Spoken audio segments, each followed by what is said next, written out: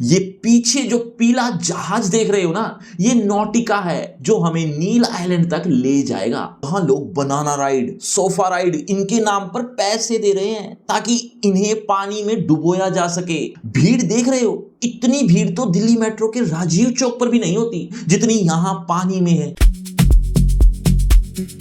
नमस्कार दोस्तों, मिशन अंडमान के पार्ट 4 में आपका दिल खोलकर स्वागत है। याद है ना पार्ट 3 में क्या हुआ था? कैसे मैंने राधानगर बीच पर शर्ट इन करके LIC एजेंट वाला स्वैग दिखाया था और काले पत्थरों पर अपनी हड्डियां टूटने से बचाई थी।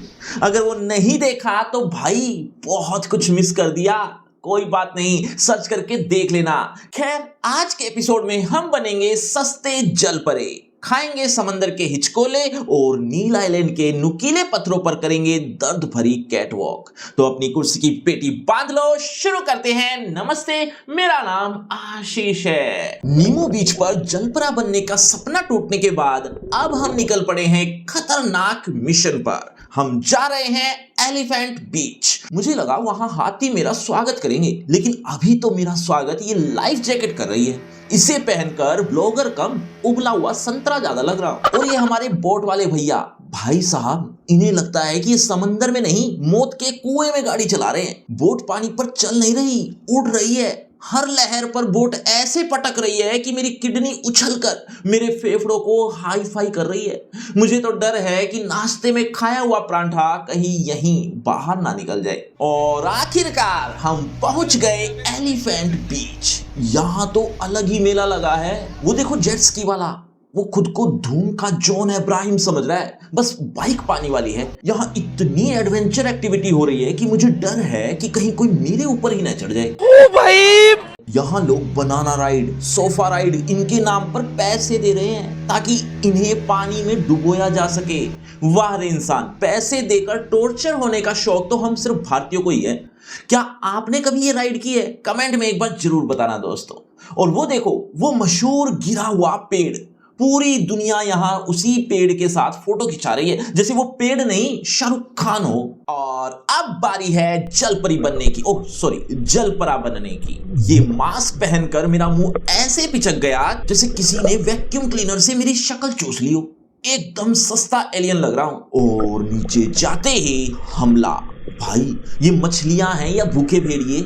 मेरे हाथ में खाना देखते ही ऐसे टूटी जैसे हॉस्टल के लड़के शाही पनीर को देख के टूटते हैं। एक मछली तो मेरी उंगली को ही हॉट डॉग समझ के चबाने लगी थी। अरे मैडम, मैं टूरिस्ट हूं, खाना नहीं।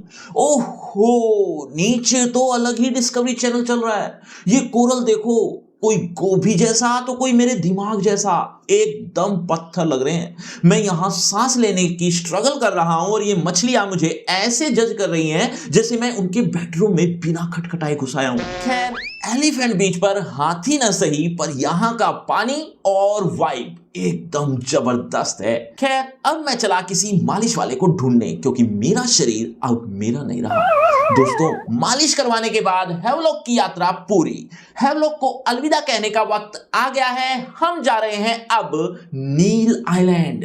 ये पीछे जो पीला जहाज देख रहे हो ना, ये नॉटिका है जो हमें नील आइलैंड तक ले जाएगा, वो भी प्यार से। भीड़ इतनी है कि मुझे डर है कि कहीं जहाज ओवरलोड होकर सबमरीन ना बन जाए। जिधर देखो उधर सर ही सर, मतलब इतने सारे लोग। भाई, हम नील आइलैंड जा रहे हैं या किसी पॉलिटिकल रैली में? गर्मी इतनी है कि पसीना भी कंफ्यूज है कि बाहर निकलूं या अंदर ही अंदर सूख जाऊं। बैग्स का पहाड़ देख रहे हो? मुझे डर है कि मेरा रूपा फ्रंटलाइन वाला बैग किसी अमीरजादे के गुच्ची बैग के साथ मिक्स होकर अपनी औकात ना भूल जाए। अंदर घुसते ही माहौल बदल गया।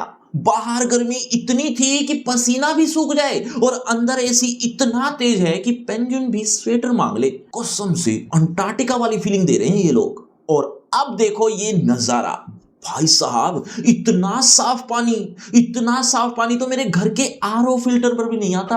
मतलब हद है खूबसूरती की भी, कैमरा भी शर्मा जाए ऐसी ब्यूटी है।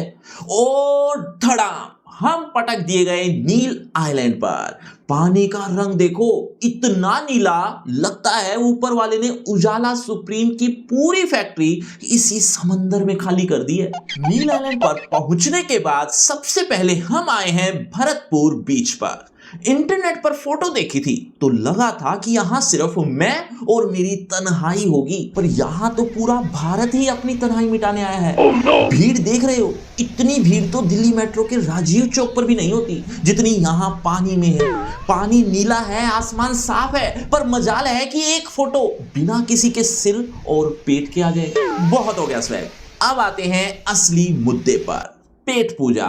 भाई, इंसान अंडमान आ जाए, पेरिस चला जाए या मंगल ग्रह पर तक पहुंच जाए, उसे सुकून आलू के परांठे में ही मिलता है। दिल थाम के देखो इस बादशाही दावत को। ये जो प्लेट में 4 तिकोने पड़े हैं ना, इसे यहां के लोग पराठा कहते हैं और मैं इसे ज्योमेट्री का प्रैक्टिकल कहता हूं। साथ में ये जो सफेद अमृत है ना, यानी दही, इसकी मात्रा इतनी है कि अगर मैं जोर से भी सांस ले लूं तो ये उड़कर मेरी नाक में चला जाएगा।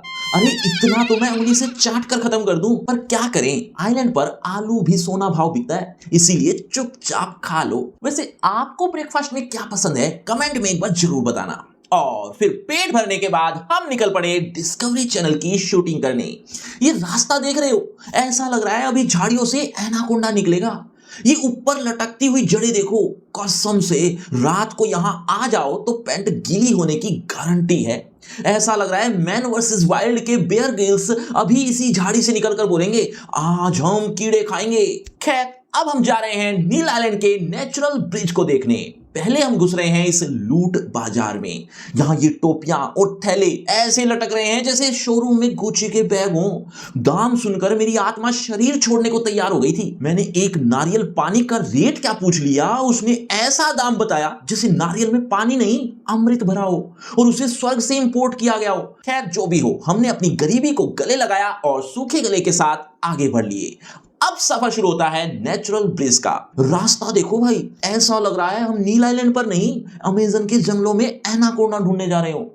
हर कदम पर ऐसा लग रहा है कि अभी कोई आदिवासी तीर कमान लेकर निकलेगा और बोलेगा, झींगा लाला हूं। लो जी, पहुंच गए। यहाँ रेत नहीं बल्कि नुकीले पत्थर और मरे हुए कोरल हैं।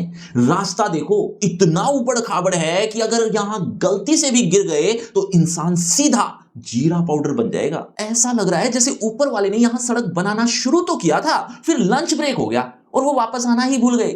यहाँ चलने के लिए पैरों में जूते नहीं, टायरों वाली ग्रिप चाहिए। लेकिन हम भारतीय हैं, हम चांद पर जा सकते हैं, तो ये नुकीले पत्थर क्या चीज है। और ये रहा वो 8वां अजूबा, मतलब पत्थरों का एक टूटा हुआ दरवाजा। दुनिया इसे नेचुरल ब्रिज कहती है, मैं इसे सेल्फी का महाकुंभ कहता हूं। यहां मैं पत्थर पर ऐसे बैठा हूं जैसे मुझे अभी अभी ज्ञान की प्राप्ति हुई हो कि अंडे पहले आए या मुर्गी। असलियत ये है कि मैं थक के चूर हो चुका हूं और सोच रहा हूं कि वापसी में पैदल ही जाना पड़ेगा या कोई हेलीकॉप्टर लिफ्ट दे देगा। यहां एक गाइड चिल्ला रहा है, सर जिंदा कोरल देखो, जिंदा कोरल, सी कुकुम्बर देखो, सी कुकुम्बर। मैंने झुक कर देखा और मुझे क्या दिखा, सिर्फ गंदा पानी और एक पत्थर जो मेरी ही तरह उदास लग रहा था। यहाँ की मछलियां भी इतनी स्मार्ट हैं कि मुझे देखते ही पत्थरों के नीचे ऐसे छुप जाती हैं जैसे हम उनसे टैक्स वसूलने आए हों। इतनी मेहनत करके मैं यहाँ कीचड़ देखने आया हूँ, लानत है। और ये देखो, पूरे अंडमान में अगर कोई असली शहंशाह है तो वो है ये भाई साहब। दुनिया जाए पहाड़ में, अपन तो सोएंगे आड़ में। इन्हें पता है कि वो ब्रिज बस एक पत्थर है जिसमें छेद हो गया है, इसीलिए ये यही चिल मार रहा है। खैर, मजाक मस्ती अपनी जगह। अब जरा इस सनसेट को देखो। जब सूरज चाचा डूबते हैं ना तो पानी सोना बन जाता है। लगता है कि ये सारी भाग दौड़ वसूल हो गई।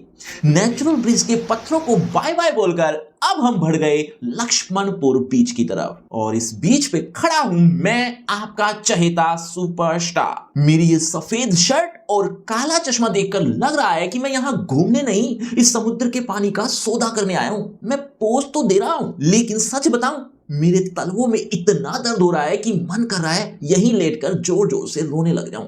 पर इज्जत का सवाल है, इसीलिए मुस्कान चिपकाए खड़ा हूं। भाई साहब, लोग सूरज को ऐसे घूर रहे हैं जैसे वो डूब नहीं रहा बल्कि उनका उधार का पैसा लेकर भाग रहा हो। तो दोस्तों, ये छिले हुए तलवों और इस खूबसूरत सनसेट के साथ अंडमान डायरीज का ये एपिसोड यही समाप्त होता है। अब जल्दी से कमेंट बॉक्स में बताओ कि इस पूरे व्लॉग में आपको सबसे मजेदार पार्ट कौन सा लगा। लेकिन पिक्चर अभी भी बाकी है मेरे दोस्त। पार्ट 5 में हम इस नीले समंदर को छोड़कर वापस पोर्ट ब्लेयर के तवे पर भुनने जाएंगे। हम देखेंगे 20 रुपए के नोट वाला नॉर्थ बे आइलैंड और साथ ही घुसेंगे अंग्रेजों के उन खंडरों में जहां शायद हमारी मुलाकात भूतों से हो जाए। तो मेरा आगे का स्ट्रगल और कॉमेडी देखने के लिए चैनल को सब्सक्राइब कर लो और वो घंटी जरूर दबा देना। मिलते हैं पार्ट 5 में, तब तक के लिए हंसते रहो और पत्थरों से बच के रहो। बाय बाय, जय हिंद।